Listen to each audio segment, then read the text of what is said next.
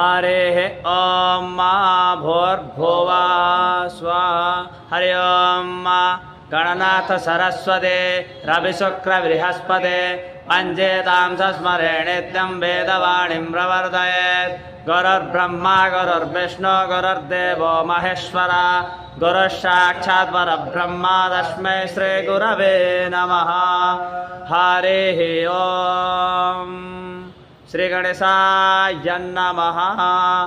ॐ गणानां त्वा गणपतिगुं हवामहे प्रियाणां त्वा प्रियपतिगुं हवामहे निधीनां त्वा निधिपतिगुं हवामहे। वसो मम आहमजानि गर्भदमा त्वमजासि गर्भदम्मा।